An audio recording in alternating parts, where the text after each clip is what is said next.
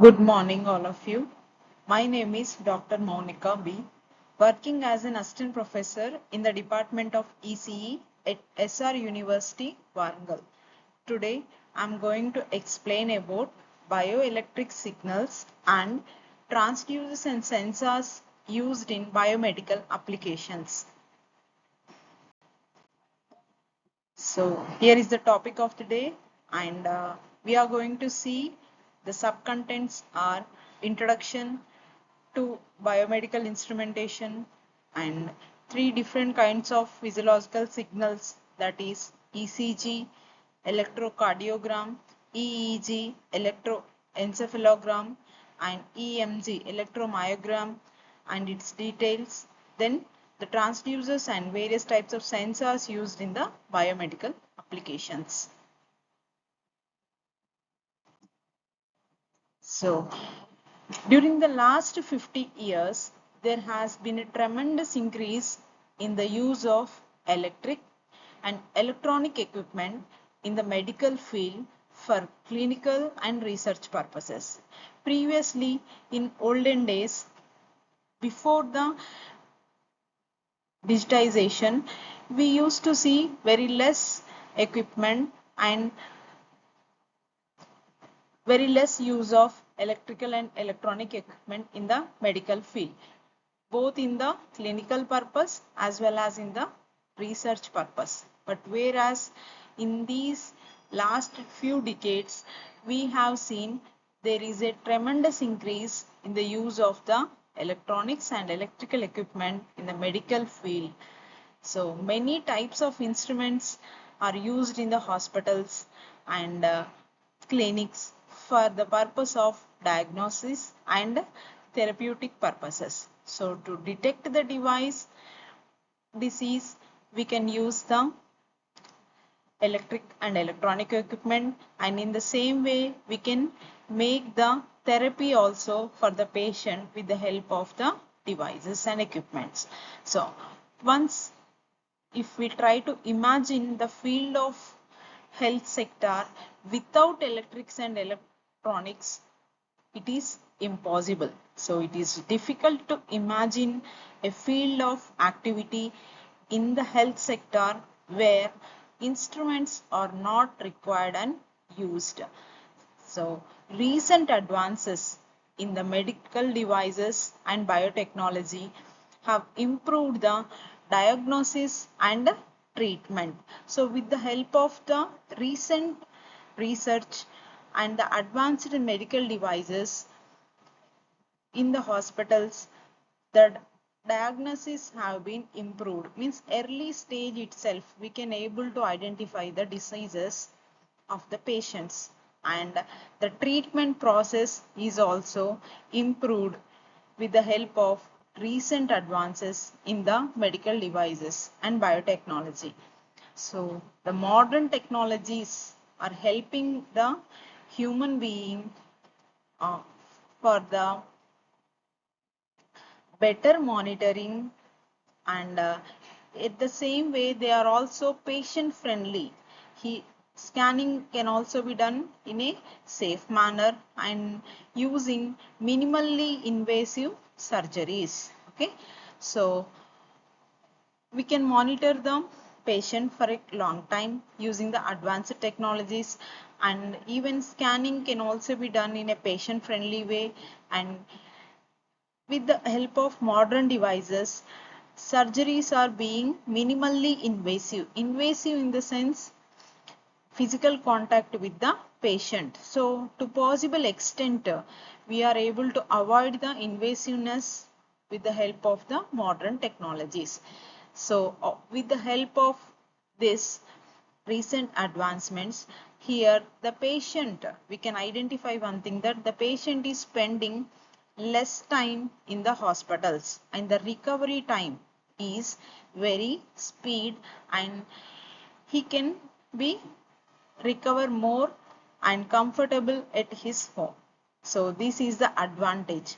Next, the integration of telehealth on the other hand, and medical technology supporting the robotic surgeries.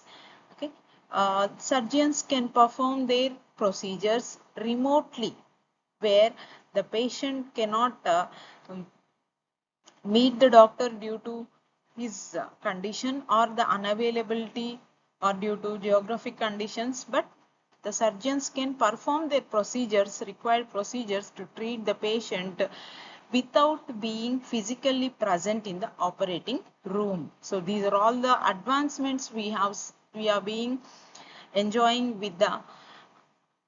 within the last few decades with the help of electrical and electronic equipment in the medical field.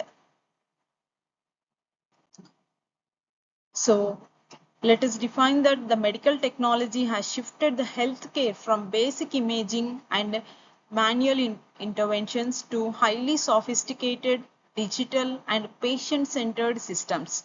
So this previously everything with the help of manual interventions, whereas nowadays some procedures are being taken care with the help of the equipment which are very highly sophisticated, digital, and every equipment is patient centered. So these are features which are enabling the earlier and accurate diagnosis. So here with the help of advanced equipments we are able to diagnose the disease earlier, means at the early stages we are able to diagnose the condition of the patient, and also we can come to a accurate conclusion.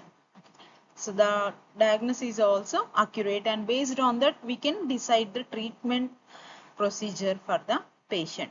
Second one is minimally invasive treatments.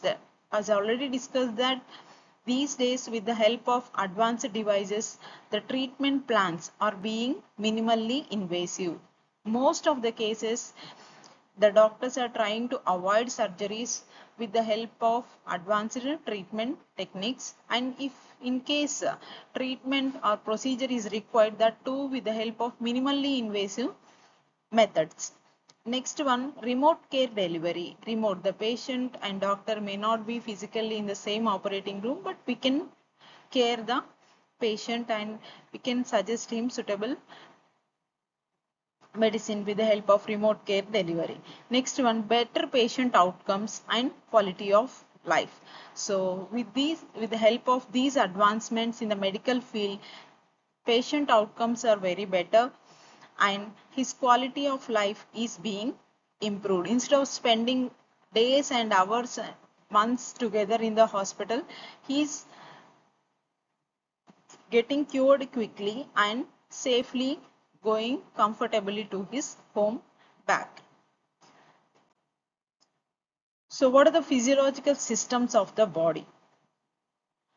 Human body contains various types of systems which communicate internally with each other and also with the external environment by means of multi-level control system and communication network. With the help of a multi-level control system and communication network, the human body is able to communicate internally among each and every organ and also with the external environment. So this will enable the human body to perform the useful tasks, day-to-day tasks, and sustain his life and also reproduce itself. So each system performs a unique operation and it is vital function required to carry out various body functions. For example, cardiovascular system, respiratory system, nervous system, digestive system, etc. Like this, there are many systems in the human body and each system will perform a vital function and communicate among one another, also with the communication with the external environment.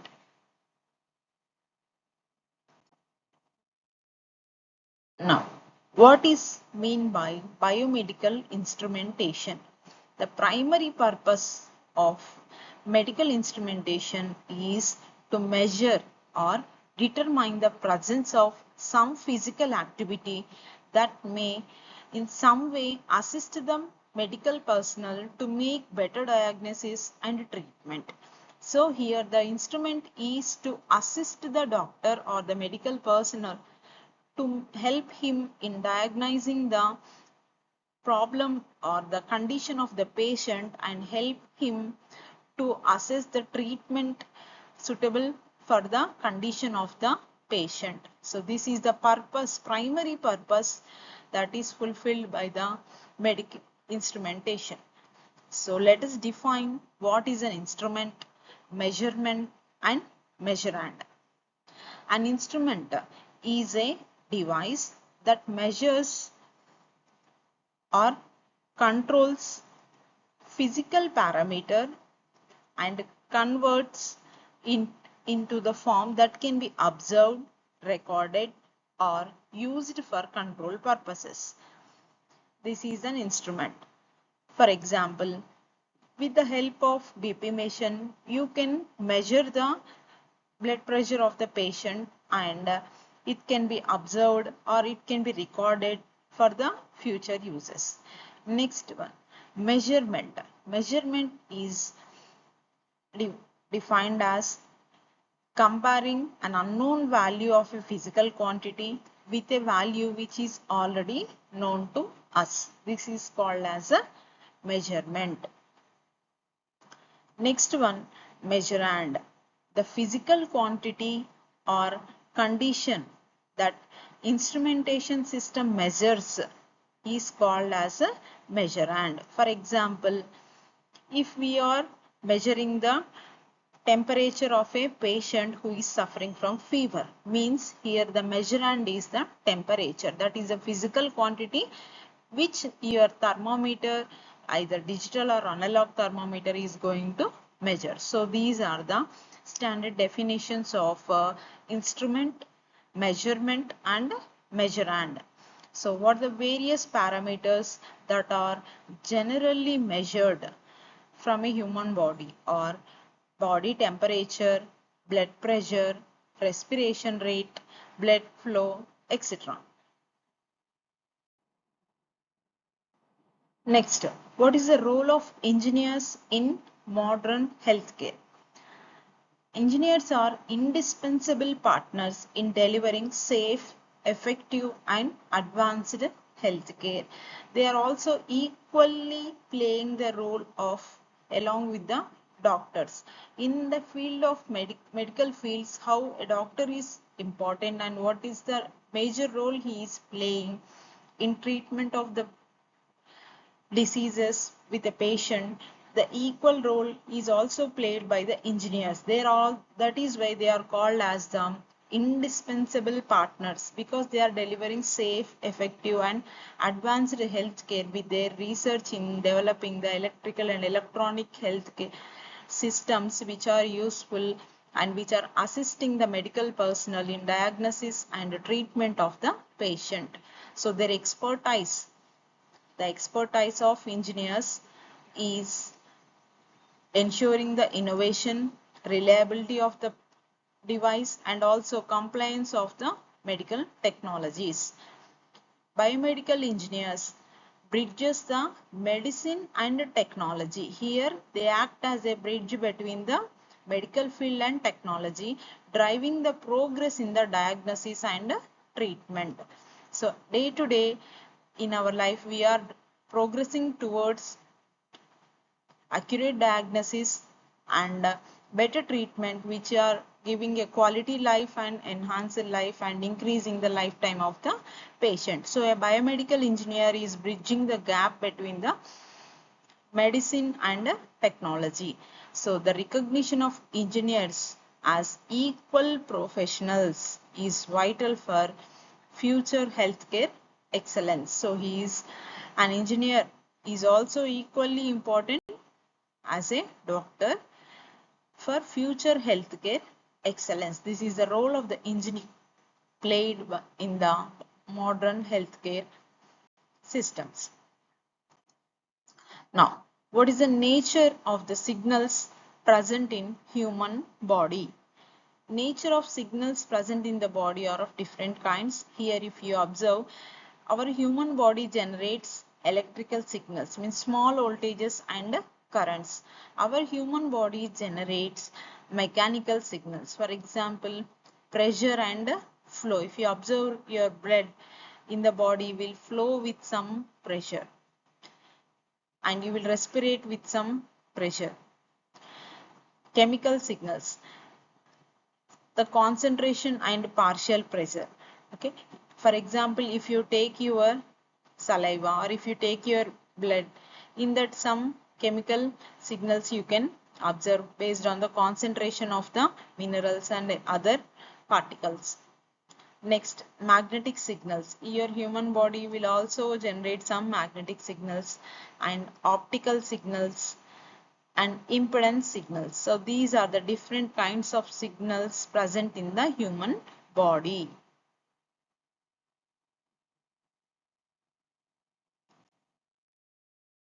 So let us see what is in detail about a bioelectric signal. Bioelectric signal is nothing but a electric potential that is generated by the cell membrane and it is called as a action potential. Okay, the electric potential generated by the cell is called as action potential, and the examples are ECG signals, EEG signals and EMG signals. These are mainly generated by the nerves and muscle cells. So ECG is called as electrocardiogram and EEG is the electroencephalogram and EMG is the electromyogram.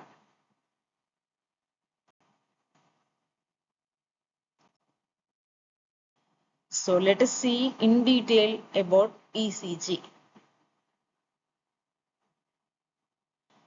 An ECG electrocardiogram records the heart activity, the activity of the electrical activity of the heart using electrodes that are placed on the skin or on the surface of the human body. So the resulting trace can be seen on a graph paper which provides critical information about the heart rate, rhythm of the heart and timing of electrical pulses, which helps in diagnosing various cardiac conditions. So when you observe or when you record the ECG, electrical heart activity of a patient, and if you trace out the results on a graph paper, then from the graph you can get the critical information about heart rate, rhythm and timing, and with help of which you can diagnose the various conditions, that is cardiac conditions. So first, what is electrophysiology? So the heart's electrical activity follows a specific path. If you observe the waveform, it follows a specific path. The waveform which is recorded by placing the electrodes on the heart's electrical activity. You can call it as ECG signal. So it follows a specific path. So what he is saying is it starts with a sinoarterial node, SA node, spreading through arteria and up to arterioventricular node, AV node. The bundle of this bundle branches and Purkinje fibers. So the heart's activity, contraction and repulsion, relaxation can be called as depolarization is the electrical activity that triggers the muscle contraction. Repolarization is the electrical recovery or resetting, you can call it as, after which the muscle relaxes. So electrical activity moving towards a positive electrode results in an upward deflection on the ECG, while activity moving away causes the downward deflection. So here is the ECG wave. If you observe, a normal ECG tracing consists of specific waves and flat lines. If you observe here, it is a PQRST waveform, and after that the same waveform continues. So what is the meaning of this one? P wave tells about the arterial depolarization or contraction.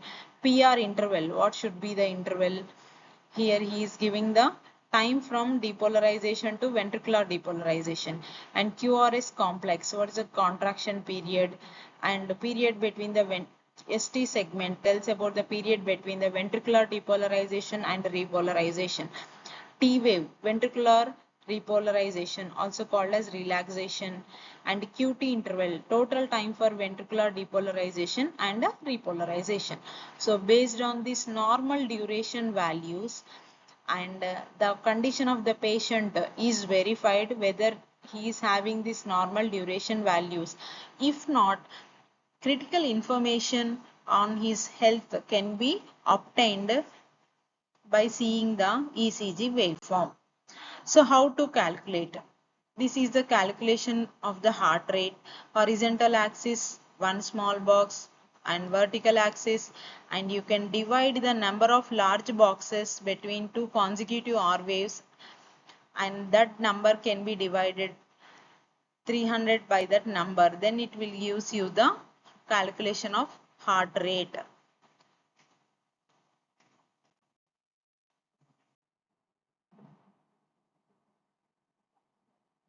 So the common abnormalities observed from the ECG pattern are arrhythmias, which is also called as irregular heart rhythms, and myocardial ischemia that appears as ST depression or T wave inversion, and acute infraction, okay, and electrolyte imbalance, conduction blocks. Prolonged PR intervals or wide QRS complex will indicate the conduction blocks, and conditions like hyperleukemia can cause tall or tented T waves.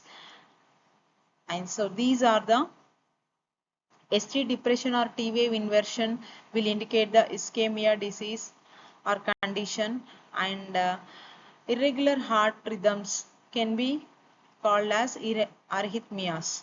So these are the common abnormalities we can observe from the ECG waveform. Next one, EEG, electroencephalogram.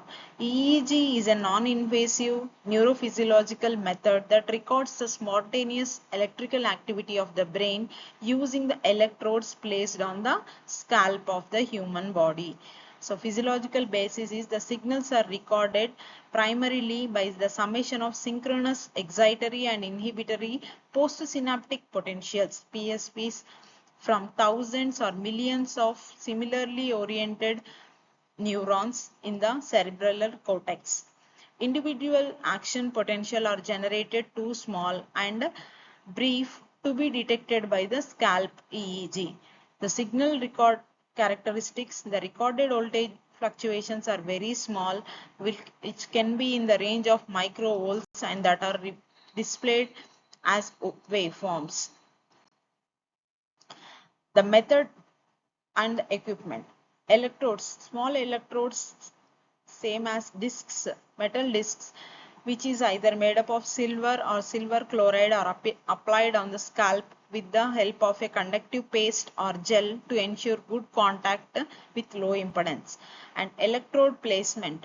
Electrode placement is according to the standardization method, and the electrode positions based on the specific head measurements.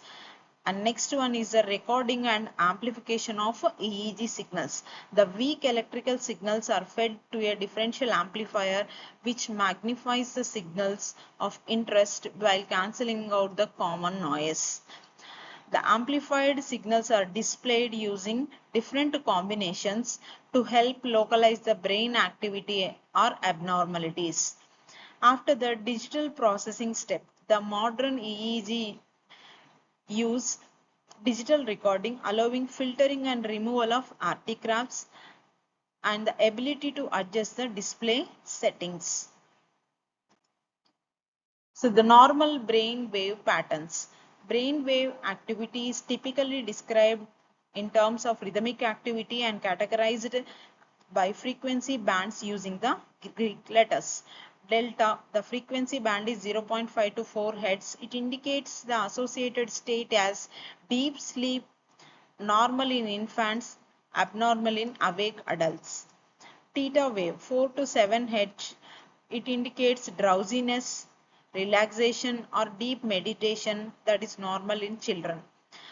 Alpha waves 8 to 13 Hz, relaxed wakefulness with eyes closed, prominent in posterior regions.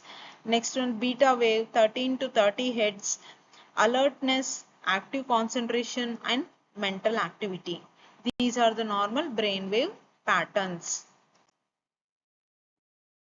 Clinical applications. So the effect of brain function, EEG, is a valuable tool which help in diagnosing the effective brain function, and it helps in detecting the abnormal electrical discharges like spikes, sharp waves, spike and wave complexes, and different sleep stages can be identified, and other conditions, sleep disorders and other conditions which can help in the evaluation of coma, brain death, brain tumor, stroke, brain stroke, and certain neurodegenerative diseases like Alzheimer's.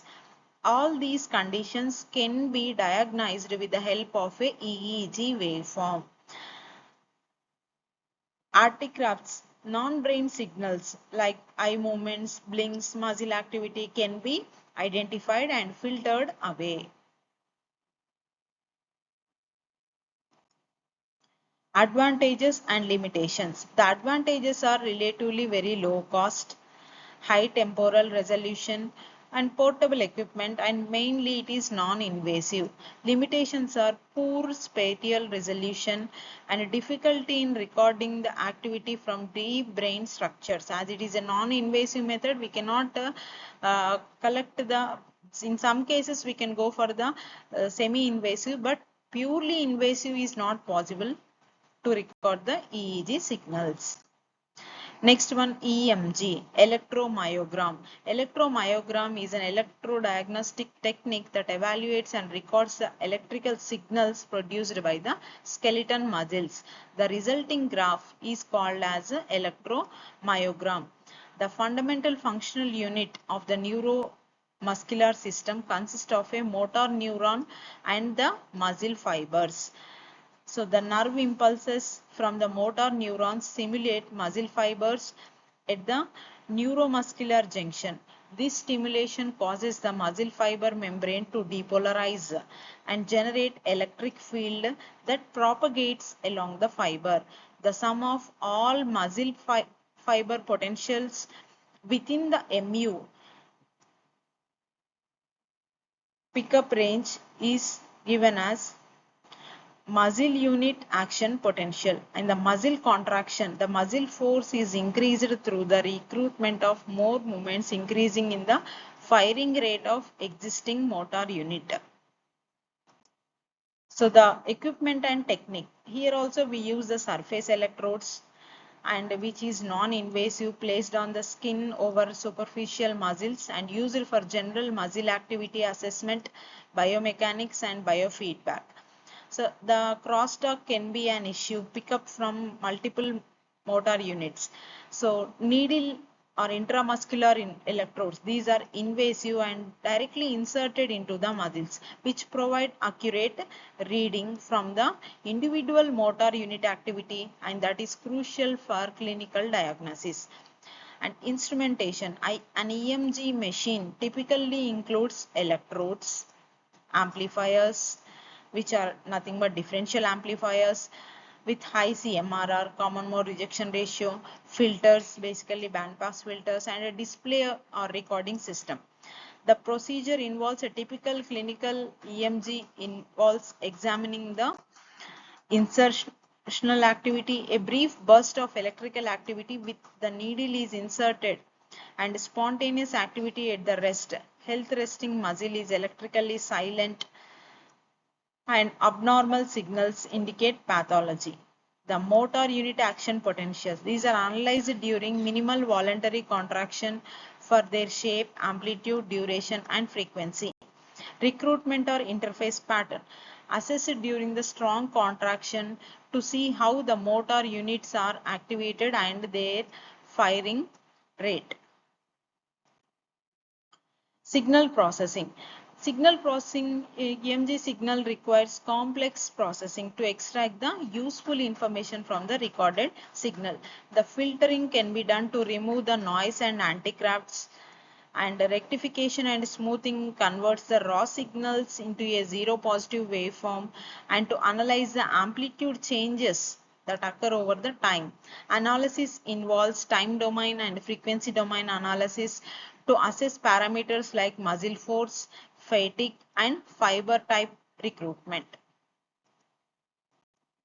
The applications are clinical diagnosis. It is used in the nerve conduction studies NCS to diagnose various neuromuscular disorders such as carpal tunnel syndrome and muscular dystrophy, amyotrophic lateral sclerosis, peripheral neuropathies, and radiculopathies.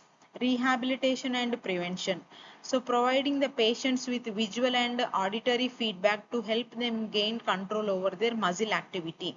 And ergonomics, evaluating the muscle strain and fatting in occupational settings. And also in the field of research and engineering, it is used in biomechanic research, motor control studies, and others. So what are the applications? It is used in clinical diagnosis, rehabilitation and prevention, research and engineering field. Next, we will see the transducers and sensors in the biomedical applications. A transducer is defined as a device which converts one form of energy into another form of energy. The input transducer is called as sensors. The output transducer is called as the activator. Here you can see the example. For example, when you are talking on a phone, your microphone is called as an input device and it is called as a sensor, and your amplifier is a control system, controller you can call, and your loudspeaker, which is your output device, is called as a activator. And generally a transducer is defined as a device which converts one form of energy into another form of energy. Transducers can be classified as, first one, based on the process used to convert the signal energy into electrical signals. So based on that, we can classify as active transducers. These convert one form of energy directly into another form of energy. For example, a photovoltaic cell where light energy is converted into electrical energy. Second one is the passive transducers. These kind of transducers require an external source of energy to operate. The measurand causes a change in some electrical parameters such as resistance or inductance or capacitance. Example, a variable resistance is used in the Wheatstone bridge where the output current reflects the physical variable being measured. The output voltage reflects the variable which you are being measured. So these are based on the process that is used to convert signal energy into electrical energy. Second one, transducers may be classified based on the underlying physical or chemical effect. For example, variable resistance devices, Hall effect devices, and optical fiber transducers. Third one, transducers can also be classified based on the specific physiological variable which we are measuring. For example, flow transducers, pressure transducers, and temperature transducers. So what are the common biomedical parameters and transducers? First one is the blood pressure. The pressure exerted by the blood on the arterial walls during the systolic and diastolic movements can be measured. The transducers required are strain gauge pressure transducer, capacitance type pressure transducer, and low frequency microphone for picking up the Kirchhoff of sounds. Second one is the blood flow. Volume of the blood flowing through the vessels per unit time. Here we can use the ultrasonic Doppler sensor or magnetic flow meter. Heart rate and sounds. Mechanical vibrations of the heart transmitted through the chest wall, and the transducers required are photoelectric photoplethysmography, and crystal or moving coil microphone. Respiration rate. The respiration rate is the number of breaths taken per minute measured from cyclic process of inhalation or exhalation. And the transducers required are thermistor, strain gauge transducer, and Doppler shift transducer. Next, body temperature. The most popular method of measuring temperature is by using the mercury in a glass thermometer. We can use a thermometer, thermocouple, or resistance temperature detector, RTD. Next one is the pulse rate. Heartbeats pulse waveform occurring at per minute. PPG, photoelectric pulse sensor, piezoelectric pulse transducer, or EEG electrodes are the transducers required for it. Electroencephalogram. EEG records the electrical activity generated by the brain. So we need scalp electrodes with amplifier with silver or silver chloride electrodes. Next one, oxygen saturation. It indicates the percentage of oxygen saturation in the hemoglobin in the blood. Oxygen saturated hemoglobin in the blood.